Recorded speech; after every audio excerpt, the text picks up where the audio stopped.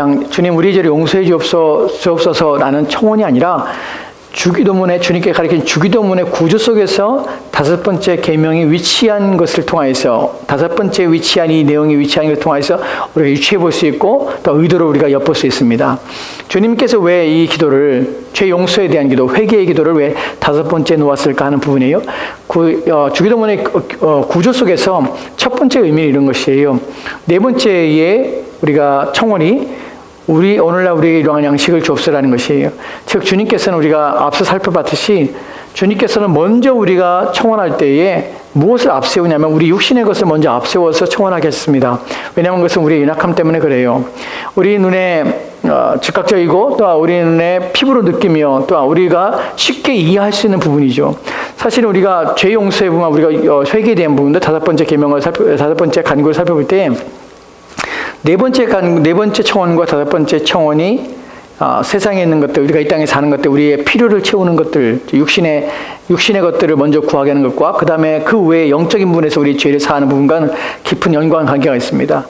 즉 주님께서 우리 가운데 우리의 연약함을 아시기 때문에 먼저 우리 가운데 우리의 육체의 필요를 본질적으로 우리가 쉽게 느끼는 것들, 육신에 먹어가지고 우리가 먹고 마실 수 있는 이 모든 것들이 하나님 필요합니다 라는 것을 간구하게 하심으로 무엇을 바라시냐면 점점점 하늘에 속한 것들을 바라보며 나아갈 수 있도록 우리를 인도하신다는 것이에요. 처음부터 우리가 감당할 수 있는 것들, 처음부터 우리가 할 수 있는 것들이 아니라 점점점 하나님께서는 우리 땅에 있는 것 통해서 우리가 쉽게 이해하며 접근할 수 있는 것들부터 시작해서 우리의 연약함 때문에 그것을 시작해서 이제 하늘의 것으로 우리의 마음을 이끌어가고 인도해 가시기 위해서 이 다섯 번째 청원이 네 번째 청원 다음에 오게 되는 것이에요.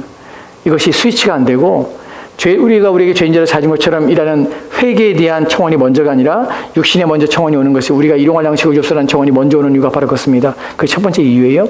두 번째 이유는 첫 번째는 우리가 연약함 때문에 그리고 두 번째 이유는 무엇이냐면 이 두 개가 연관되는데 첫 번째 청원에서 오늘날 우리에게 일용할 양식을 줘요. 그 오늘날이라는 말은 오늘날 일용할이라는 표현 속에서 일용이라는 것은 날마다 우리가 매일매일 데일리 브레드거든요. 매일매일 먹는 음식이에요.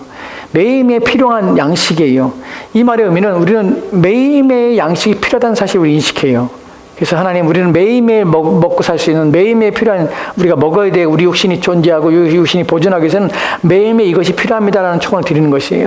이 네 번째 청원이 다섯 번째 청원에 연결되어서 다섯 번째 청원은 이 네 번째 청원이 가지고 있는 의미를 가지고 옵니다.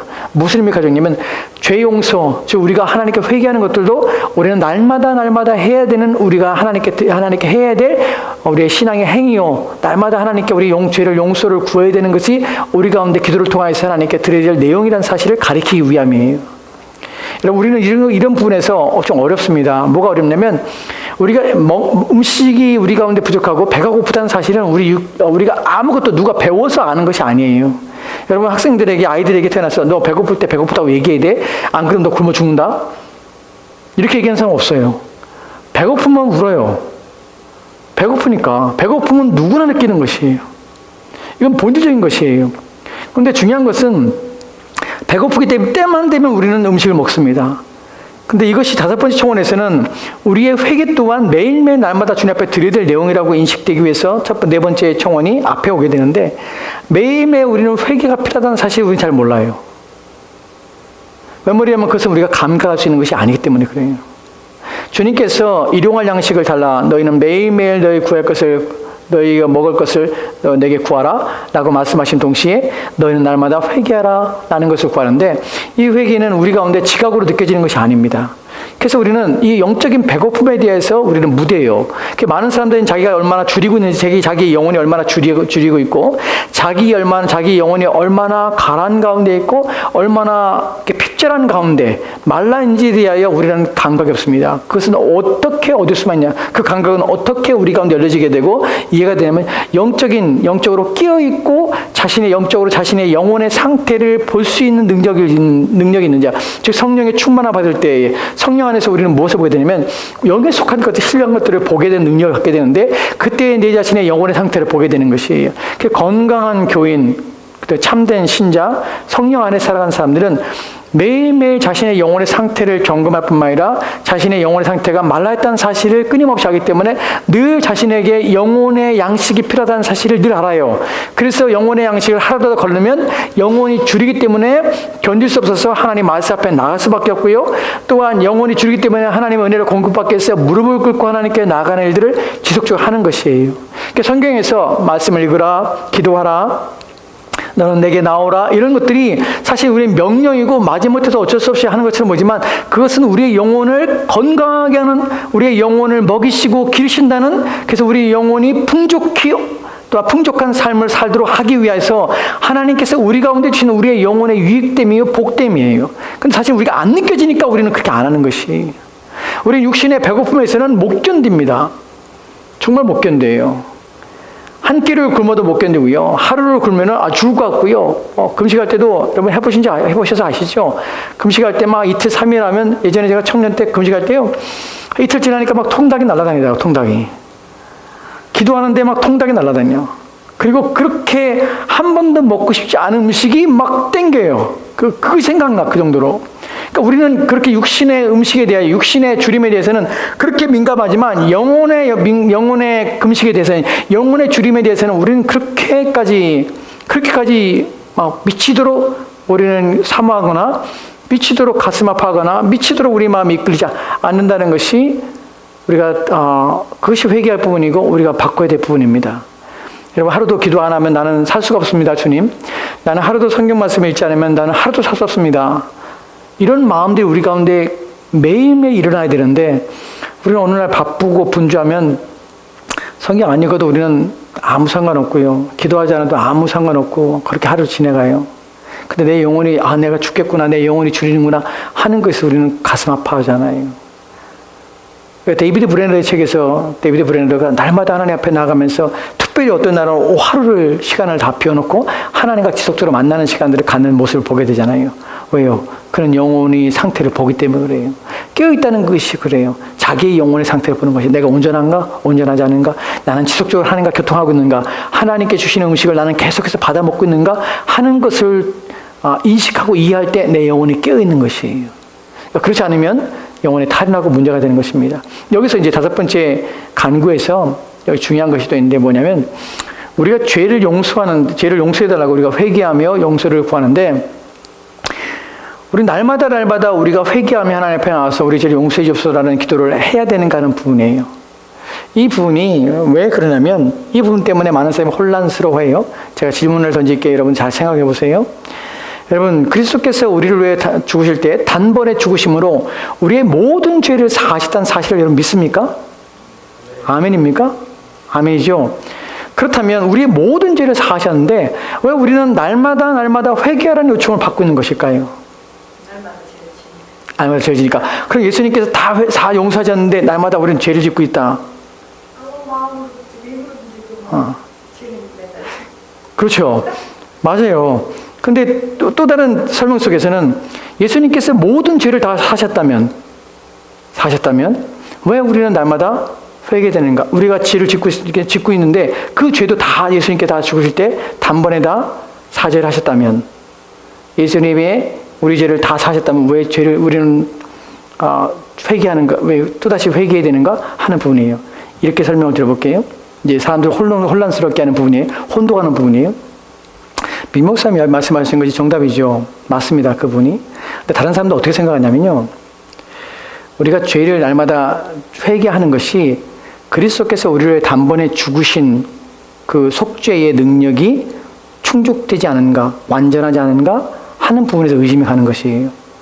예수님께서 한 번에 죽으셔서 모든 죄를 사하셨어. 과거의 죄, 현재의 죄, 미래의 죄 또한 다 사함 받았어. 단번에 우리를 깨끗하게 하셨다고 성경에 말씀하시니까, 그렇다면 내가 과거에 지었던 죄도 예수님께서 다 사하셨고, 현재에 지은 죄도 사하실 것이고 앞으로 지은 죄도 사하실 것인데, 왜 내가 만약에 예수님께서 내 죄를 다 사하지 않았다고 생각한다면, 또다시 내가 회개가 필요한다면, 이것은 예수님께서 단번에 이루신 예수님의 구속사역이 충족되지 못하는가? 나의 죄를 완전히 사하는 것 충족되지 않은가? 또 두 번째는 완전하지 않은가? 하는 생각이 드는 것이.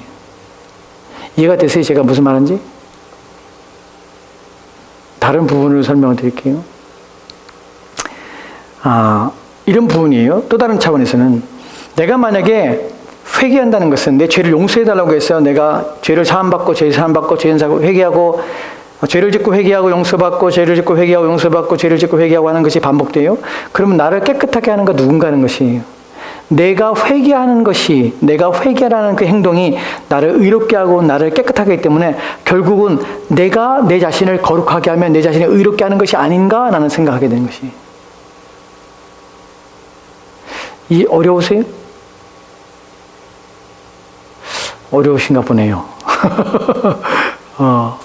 왜 그러냐면, 이 문제가 왜 심각한 문제냐면, 사람들이 회개한 건, 날마다 회개한다는 것에 대해서 사실은 거부감을 느껴요. 왜 거부감을 느끼냐면, 주님께서 모든 걸 이루셨는데 왜 우리는 회개해야 되냐? 또 회개하라는 말을 들을 때 우리는 편하지 않아요. 이런 부분에 대해서 설명을 좀 드려볼게요. 첫 번째 질문을 봅시다. 같이 읽을까요? 같이 천천히 읽겠습니다. 시작. 그리스도께서 우리의 모든 죄를 씻으신 것이 분명하다면 우리는 신자가 될 때에 이미 모든 죄를 씻음 받은 것이고, 그렇다면 우리는 더 이상 씻음 받을 죄가 없다는 것이다. 그렇기 때문에 회개할 것이 없는 것이 아닌가? 기존 교회가 자꾸 회개하라는 것은 잘못이다. 누가 말할까요? 구원파가 이렇게 말해요. 그럼 많은 사람들이 이렇게 말을 해요. 교회에서 목사들이 회개하십시오, 회개하십시오 하는 것은 잘못이라는 것이에요. 왜냐하면 모든 죄를 씻을 것이 분명한데, 근데 우리가 신자 될 때 그러면 우리 모든 죄를 씻음받은 것인데, 더 이상 씻음받을 죄가 있다는 것은 그리스도께서 내 죄를 다 사하지 않았기 때문에 내가 회개하며 또다시 씻음받아야 되는 거 아닌가? 그렇다면 내가 그리스도께서 죽으신 것이 완전히 내 죄를 씻은 것이 아니라 부분적으로 씻은 것이고, 나는 또다시 씻겨지지 않은 죄 때문에 나는 또 회개해야 되는 것이 아닌가? 그걸 지금 말하는 것인가? 그럼 그리스도께서 우리를 죽으신 것이 단번에 죽으시고 죄 씻은 것이 온전하지 않다는 말인가? 나는 물음이 또 다른 다음번에 내용을 봅시다. 같이 천천히 읽게요. 같이 읽겠습니다. 시작. 만약 그리스도께서 십자가에 죽으실 때 우리의 죄가 모두 다 씻음을 받은 것이 아니라면, 그래서 내가 살아가면서 회개를 통해 죄 씻음을 받아야 한다면 우리의 죄 씻음은 내가 스스로 의롭게 하는 행위므로 내가 이룬 의가 되는 것이 아닌가? 아까 제가 말씀드린 부분이에요. 내가 회개해서 내가 깨끗하게 된다면 내가 의롭게 되는 것은 내 자신이 아닌가?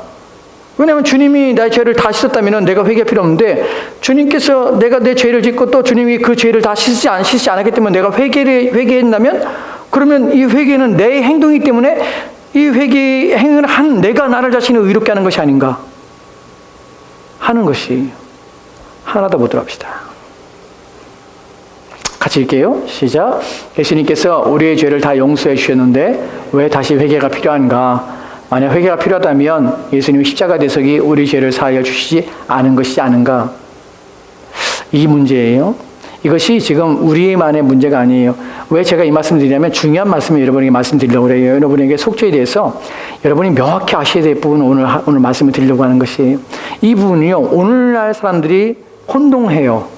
어떤 사람들은 회개할 필요가 없다고 그래요. 어떤 사람은 회개하십시오. 나는 이미 다 회개했는데 주님께서 내 죄를 다 사하셨는데 왜 내가 또 회개해야 돼? 라는 생각을 가질 수 있습니다. 또는 그래도 오늘은 회개해야 돼 하면서 주님께서 마치 우리의 모든 죄를 사하지 않은 것처럼 마치 또다시 반복적으로 예전에 과거 지은 죄, 또 우리가 이런 생각하죠. 저도 예전에 그런 생각했거든요. 목사님들이 부흥회 때 와서 막 회개하라고 그래요. 근데 회개하지 않은 것을 회개하라고 그래요. 그래서 고민해 봤어요. 도대체 내가 회개하지 않은 게 뭐가 있지? 그래서 과거에 막 옛날에 그냥 기억도 안 나는 것 막 생각해내서 혹시 내가 그때 거짓말한 거 하나님께 회개하지 않은가? 그것도 찾아내서 회개하고요. 또 예전에 막 내가 뭐 어디 훔치거나 이렇게 한 것에 대해서도 막 회개하고, 그러니까 과거의 모든 기억들을 다 동원해서 하나님께 우리가 그걸 다 낱낱이 다 아뢰지 않으면, 내가 잘못한 것에 대해 낱낱이 하나님께 아뢰지 않으면 회개한 받지 못한다고 그래요. 저는 막 낱낱이 생각해서 그거 하나하나 하나님께 나와서 막 회개하려고 애를 썼어요. 정말 그래야 되나 하는 것뿐이에요. 이런 것들이 사실은 우리가 오늘날 죄에 대해서 잘못 착각해서 우리가 잘못된 말을 하는 것이, 이것이 과거에도 그랬어요. 오래전에 이 부분은 예전에 교회사에서 지금부터 1500년 전부터 계속해서 이 문제가 대두돼서 교회를 혼란스럽게 했고 많은 사람을 미혹하게 해서 잘못된 교리로 나가게 했어요. 어떻게 했냐면 이 죄 문제 때문에 우리가 회개되지 않느냐, 그리스도께서 완전히 다 이루셨냐, 아니면 우리가 여전히 그럼에도 불구하고 우리는 여전히 그럼 우리가 회개해서 우리가 의롭게 되느냐 하는 부분에서 논쟁하다가 사람들은 생각했어요. 그것이 아니라 사람들이 죄를 짓고 사람이 구원받으면, 그러니까 그리스도께서 우리를 죽으신 것이 확실하고 그것이 완전해요. 한 번에 이루시면 그 모든 걸 통해서 우리는 과거의, 현재의, 미래의 모든 죄까지서 사함받아. 그리고 내가 그리스도에 되는 순간에 그리스도께 단번에 나를 씻었기 때문에 더 이상 나는 죄를 짓지 않는다고 생각했어요. 요한일서에 우리가 그리스도 안에 있는 자들은, 하나님 앞에 있는 자들은 죄를 짓지 아니하나니, 이 말씀은 그들은 오해한 것이에요. 그래서 그리스도인이 되는 순간 나는 죄를 짓지 않는 사람이 된다고 생각했어요. 근데 죄를 짓게 되면 어떻게 돼요? 그 사람은 그리스도인이 아닌 것이었어요. 그 사람들은 세례를 받지 않았어요. 언제까지? 죽을 때까지. 왜냐하면 내가 세례받고서 그리스도인이 되는 순간에 내가 죄를 지면 나는 그리스도인이 안 되기 때문에, 죄를 지을 수 없기 때문에, 그렇기 때문에 죽을 때까지 세례를 안 받았어요. 이런 일들이 실제로 벌어졌어요. 역사 속에서. 또한 또 다른 문제가, 그 문제에서 또다시 연결돼서 사람들은 뭐라고 생각하냐면, 이것도 힘들다는 것이, 이렇게 할 수가 없다는 것이. 그래서 뭐라고 가르침을 받았고 가르쳤냐면, 성경에는 큰 죄와 작은 죄가 있다는 것을 가르쳤어요. 이제 큰 죄는 뭐냐? 세 가지인데, 하나는 살인, 하나는 간음, 또 하나는 갑자기 생각 안 나네요. 배교. 이 세 가지는 용서받지 못한 큰 죄라고 가르쳤어요. 그 나머지는 작은 죄라고 그랬어요. 그래서 이 큰 죄를 지면 누구든지 용서받지 못해. 근데 이 작은 죄는 용서받을 거, 작은 죄는 괜찮은 죄라고 생각했어요. 근데 문제는 큰 죄를 사람들이 짓기 시작했어요. 그리스도인들이. 이것을 또 해결해야 돼요. 그래서 뭐라고 가르쳤냐면, 큰 죄를 져도 일생에 딱 한 번은 큰 죄를 회개할 수 있다. 한 번. 그렇게 가르쳤어요. 그리고 작은 죄는 어떻게, 작은 죄는 모두가 지을 수 있는데, 이 작은 죄는 크게 하나님께 신경 쓰지 않는다. 근데 이 작은 죄도 뭐 해야 되냐면 참회하고 그 다음에 고백해야 된다. 그래서 뭐예요? 그래서 신부한테 가서 고백하는 거예요. 고해성사하는 거예요. 그 죄를 용서받는 것이. 이렇게 가르쳤어요. 그러니까 왜 이런 문제가 생기냐면 죄에 대한 문제를 이해하지 못하기 때문이에요. 그리스도께서 십자가에서 우리를 죄를 사하셨다는 말이 무슨 말인지 이해하지 못하기 때문이에요.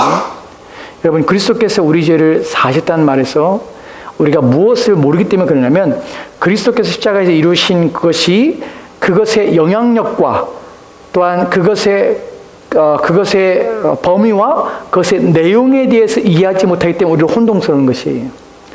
여러분도 오늘 말씀을 통해서 여러분이 확실히 이해해야 될 것이 있는데, 로마서 6장에 보면은, 로마서 6장 23절 말씀에는 이렇게 기록됐습니다. 이 구절을 같이 읽을까요? 같이 읽겠습니다. 시작. 죄의 삭은 사망이요, 하나님 은사는 그리스도 예수 우리 주 안에 있는 영생이니라. 아멘. 아멘.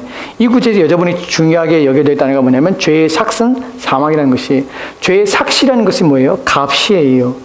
이것이 다른 말로 대가예요. 죄에 대한 책임이요, 죄를 지은 자가 마땅히 받아야 될 형벌이에요. 그래서 이것을 신학적으로 뭐라고 표현하면 죄책이라고 그래요.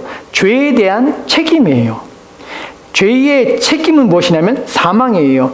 죄를 지은 자가 받아야 될 대가는 사망이에요. 그리고 하나님 은사는 우리 주 예수 그리스도 안에는 영생이라고 표현하고 있습니다. 즉 죄에 대한 책임이 있다는 사실이에요. 우리가 무엇을 모르냐면, 예수님께 십자가에 달려 죽으셨을 때 우리의 죄가, 내 죄를 씻음받았고 내 죄를 사함받았다는 사실이 무엇을 말하느냐면, 내가 죄인이 아니고 죄가 없었단 말이 아니에요. 나는 여전히 죄인이에요. 근데 뭐가 없었냐면, 나의 죄책이 주님께로 옮겨가서 더 이상 내가 죄책이 없다는 사실이에요. 이것이 죄 용서받았다는 의미예요. 다른 설명으로 로마서 8장 1절 말씀 봅시다. 로마서 8장 1절만 같이 읽까요? 같이 읽겠습니다. 시작. 그러므로 이제 그리스도 예수 안에 있는 자에게는 결코 정죄함이 없나니. 아멘. 그러므로 이제 그리스도 예수 안에 있는 자에는 뭐가 없다고요? 결코 정죄함이 없어요.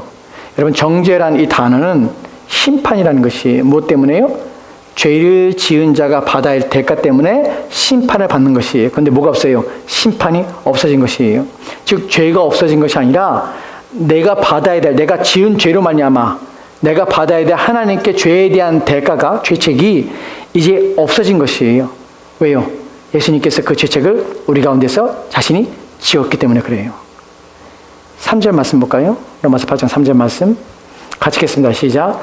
율법이 육신으로 말미암아 연약하여 할 수 없는 그것을 하나님은 하시나니 곧 죄로 말미암아 자기 아들을 죄에 있는 육신을 보내어 육신의 죄를 정하사. 아멘. 여기서 보면 그리스도께서 하신 일을 우리가 이제 설명하죠. 우리가 육신으로, 율법이 육신을 우리 육신 때문에 우리 율법을 다 지키지 못하죠. 그래서 우리는 범죄했어요. 연약하면 할 수 없는 그것을, 우리가 지키지 못하는 그것을 어떻게 해요? 하나님은 하세요. 그 율법을 지킬 수 있어요. 그래서 곧 죄로 말미암아 자기 아들을 죄에 있는 육신으로 말미암아, 그러니까 죄로 때문에 자기 아들인 예수님을 죄에 있는 육신의 모양으로, 우리와 같은 모양으로, 우리의 형상으로 이 땅에 보내셔서 육신의 죄를 정하신 것이, 죄를 정하다는 것이, 이 단어가 무슨 의미냐면 죄에 대한 책임을, 대가를 누구한테요? 예수님께 짊어지겠다는 말이에요. 우리의 죄가 없어진 것이, 우리 죄가 완전히 지워져서 이제 더 이상 죄가 우리 가운데 전혀 하나도 없는 상태가 된 것이 아니라, 우리가 지은 죄에 대한 책임을 묻지 않아서 더 이상 우리가 정죄함이 없다는 하나님의 심판을 받지 않게 되는 상태가 된 것이. 그래서 우리는 더 이상 심판에 이르지 않아요. 그럼 여전히 죄는 있습니까? 여전히 우리는 죄가 있죠. 주님께서 우리 죄책을 가져가시는 것이에요. 우리는 그 대가를 우리가 받지 않고, 그래서 우리는 영생에 이르게 되는 것이. 이해가 되십니까? 이 부분을 두 가지로 우리가 설명할 수 있는데, 다음 번 볼까요? 예수님께 십자가 이루신 것이 바로 죄를 용서받다, 우리의 죄를 용서하셨다 하는 것이 우리가 완전히 죄가 없는 상태가 됐다는 말이 아니에요. 우리에 대한 죄에 대한 죄 대가를 예수님께서 다 가져가셨다는 것이. 그분이 우리의 죄에 대한 대가를 다 치르신 것이. 더 이상 우리 가운데 심판, 즉 정죄가 없어진 것이에요. 첫 번째, 죄를 지은 자가 마땅히 받아야 될 죄책이 없어진 것이에요. 그것이 십자가 사건이에요. 근데 남아있는 것이 있습니다. 무엇이냐면 선천적인 내재적인 마음의 부패성이에요. 인간이 벗어날 수 없는 두 가지의 큰 상태가, 첫 번째는 우리가 지은 죄 때문에 우리는 죄책에 갇혀 있어요. 그리고 우리는 심각하게 내재적인 부패성 때문에 어떻게 해요? 본질상 진노의 자녀로 하나님 앞에 서 있게 되는 것이에요. 이것이 두 가지가 우리가 벗어날 수 없는 문제예요.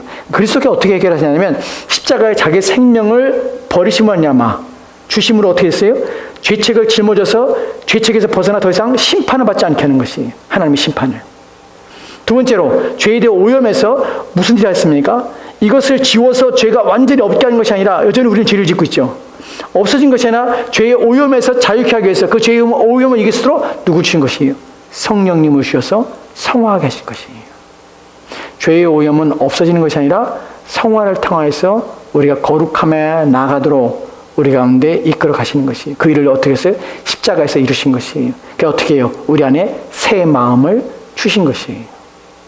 새롭게 십자가에서 생명의 씨앗이 우리 가운데 심겨져서 하나님을 위하여 살 수 있는 새 마음을 가진 하나님의 자녀가 되게 하신 것이에요. 우리는 여전히 죄인이지만, 여전히 죄에서 벗어나지 못하고 여전히 죄와 싸우고 있지만, 우리는 모든 죄책에서 벗어난, 그래서 그리스도인이 된 것이에요. 이것이 십자가에서 이루신 사건이에요. 이것을 말해주는 것이 요한일서 1장 8절과 9절 말씀이에요. 같이 읽을까요? 같이 읽겠습니다. 시작. 만일 우리가 죄가 없다고 말하면 스스로 속이고 또 진리가 우리 속에 있지 아니할 것이요. 만일 우리가 우리 죄를 자백하면 그는 미쁘시고 의로우사 우리 죄를 사하시며 우리를 모든 불의에서 깨끗하게 하실 것이요. 아멘. 여러분 기억하십시오. 주님께서 너희는 날마다 회개할 것이니라. 왜 회개됩니까? 주님이 다 사함받는데 내가 날마다 회개의 이유가 무엇입니까? 왜냐하면 내가 너의 죄를 없앤 것이 아니라, 내 마음에서 더 이상 죄를 짓지 못하게 만든 것이 아니라, 너의 죄책을 내가 가져가서 네가 죄인에 불과하고 하나님께서는 너의 죄를 묻지 않을 것이야. 왜냐하면 내게 물었기 때문에. 너희는 그래서 정죄하지 못해. 심판에 이르지 않아. 라고 말씀하신 것이에요. 그래서 우리는 죄가 있는 것입니다. 그래서 우리는 말하죠. 우리의 죄가 없다고 말하면 어떻게 해요? 스스로 속이는 자예요. 진리가 우리 안에 있지 않은 것이에요. 우리는 여전히 그리스도 안에 있지만 여전히 죄인이에요. 하지만 우리는 심판받지 않는 죄인이에요. 왜냐하면 주님께서 우리의 심판을 담당하셨기 때문에 그래요. 이것이 십자가에 이른 사건이에요. 여러분이 이것을 명확하게 하면 나는 그리스도 안에 있어서 더 이상 심판이 이지 않을 것이야. 왜냐하면 하나님께서 그리스도께서 내 죄책을 다 담당하기 때문이야. 그러나 나는 여전히 죄의 오염 가운데 있어. 죄의 부패성이 아직도 내 안에 있어. 그 나는 날마다 거룩해지고 날마다 성결하기 위해서 난 날마다 싸워야 할 싸움이 있고 그 날마다 하나님 앞에 회개하며 나아가야 되는 것이야. 이것이 우리가 십자가를 통하여 가지게 되는 두 가지 마음의 상태예요. 이해가 되십니까? 답변을 보면요. 그래서 126번의 답변을 보면 이렇게 말하고 있어요. 같이 봅시다. 시작. 우리가 우리에게 죄 지은 자를 사하여 준 것 같이 우리의 죄를 사하여 주옵소서. 이러한 간구입니다. 주의 은혜의 증거가 우리 안에 있어서 우리가 이웃을 용서하기로 굳게 결심하는 것처럼 그리스도의 보혈을 보시사 우리의 모든 죄가와 아직도 우리 안에 있는 부패를 불쌍한 죄인인 우리에게 돌리지 마옵소서라는 기도라는 것이에요. 기억하십시오. 주의 은혜의 증거가 우리 안에 있어서요. 우리가 우리의 이웃을 용서하기란 굳게 결심한 것처럼 이런 표현이에요. 우리가 우리에게 죄진 자를 우리가 우리에게 죄를 지은 자들에 대해 용서한 것처럼이란 표현이 우리가 우리 죄를 용서해 줬소라는 표현이 우리 죄를 용서해 주시오. 왜냐하면 주님 내가 우리에게 지은 죄 어떤 사람의 죄를 내가 용서하기 때문에 그것이 조건이고 이유가 되어서 주님 나를 용서해 줍니다 라고 말하는 것이 아니에요. 뭐 때문에 그럴 수 있습니까? 우리 주의 은혜의 증거가 우리 안에 있습니다. 즉 은혜를 먼저 받았어요. 그 증거가 우리 안에 있는데 그 증거가 무엇이냐면 우리가 남을 용서한다는 것이에요. 남을 용서할 수 있는 능력이 생기는 것이에요. 뭐 때문에요? 주님이 먼저 우리에게 은혜를 줬기 때문에. 그래서 우리는 남을 용서할 수 있습니다. 나는 것이 우리가 우리에게 죄진 자를 사해준 것처럼 이라는 표현이에요. 그리고 우리 또한 그 은혜 가운데서 주님의 용서를 구합니다. 불쌍히 주십시오 라고 하는 것이에요. 그때에 주님께서는 어떻게 하시냐면 그리스도의 보혈을 하나님께서 보시고 우리의 모든 죄과 죄에 대한 책임에 대하여 우리에게 돌리지 않는 것이에요. 모든 죄가를 우리에게 돌리지 마옵소서. 왜냐하면 그리스도께서 나를 위해 죽으시기 때문에 그렇습니다. 그리고 아직도 우리 안에 있는 이 부패를 불쌍한 죄인이 우리에게서 돌리지 마옵소서. 모든 오염에서 우리를 건져내 주옵소서. 라는 초원을 주 앞에 드리는 것이 바로 5번째 간구입니다. 기억하십시오. 우리의 죄책은 사라졌습니다. 그러나 여전히 우리는 죄인입니다. 그래서 날마다 우리는 회개해야 합니다. 날마다 자신을 깨끗하게 하는 일에 온 힘을 기울여야 합니다. 오늘 우리에게 주신 말씀을 가지고 우리 함께 하나님 앞에 기도하도록 합시다.